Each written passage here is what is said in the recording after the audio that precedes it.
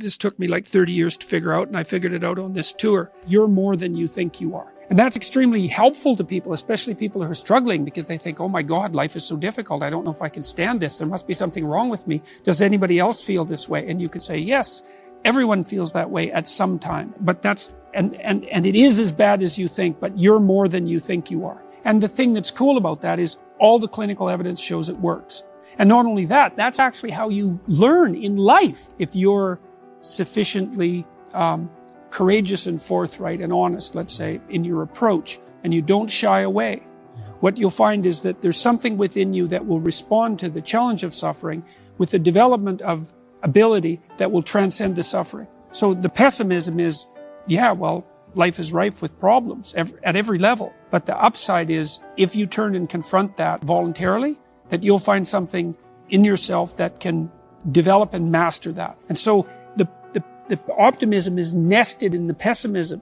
If people are afraid of something that's standing in their way as an obstacle, like maybe you're trying to develop your career and you're afraid of public speaking. Well, I could try to calm you down about your fear and protect you from the challenge that would be associated with public speaking. You say, well, you never have to do that. Or I could say, no, look, you have to learn to present yourself more effectively in public if you're going to develop your career. And you're afraid of it. So let's break down what you're afraid of into 10 steps or 20 steps until we can find a step that's small enough so that you can actually master it. And let's assume that with 3 years of diligent practice that you could become a competent public speaker, at least one that isn't terrified. And with 5 years, you could become an expert. And let's decide how relevant that is to your future prosperity and thriving.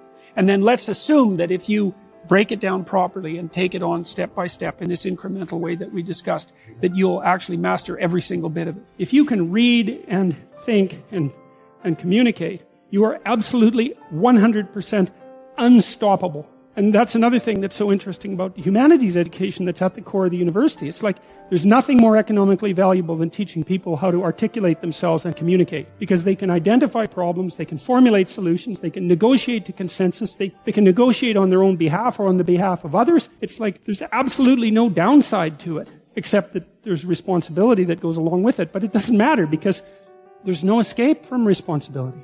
You can either take it voluntarily or you can take it involuntarily. Those are your options, but there aren't any other options. You know, if you set out a path towards a goal, which you want to do because you need a goal and you need a path, because that provides you with positive emotion, right? So you set up something as valuable, so that implies a hierarchy. You set up something as valuable. You decide that you're going to do that instead of other things, so that's kind of a sacrifice, because you're sacrificing everything else to pursue that. And then you experience a fair bit of positive emotion and meaning as you watch yourself move towards the goal. And so the implication of that is the better the goal, the more full and rich your experience is going to be when you pursue it. What you'll find is that as you move towards the goal, there are certain things that you have to accomplish that frighten you.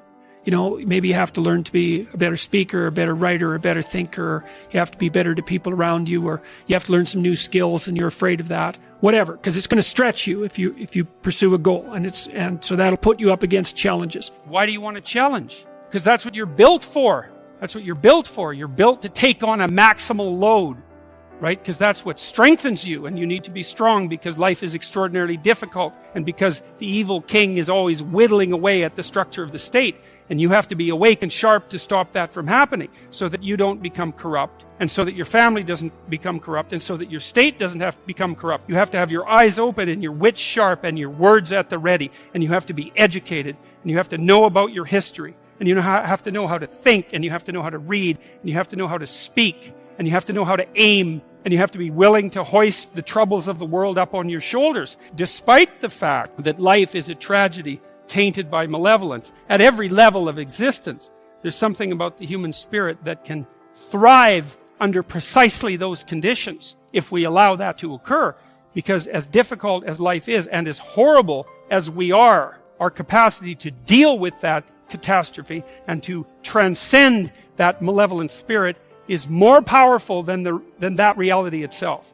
And that's the fundamental issue. As catastrophic as life is, and as malevolent as people can be, and that's malevolent beyond belief, fundamentally. A person has in spirit the nobility to set that right and to defeat evil.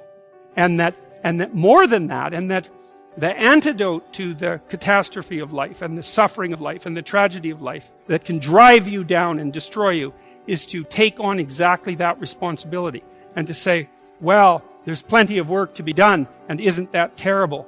And there isn't anything so bad that we can't make it worse, and certainly try very hard to do so. But I have it within me to decide that I'm going to stand up against that. I'm going to strive to make the world a better place. I'm going to strive to constrain the malevolence that's in my own heart, and to set my family straight, and to work despite my tragic lot for the betterment of everything that's in front of me.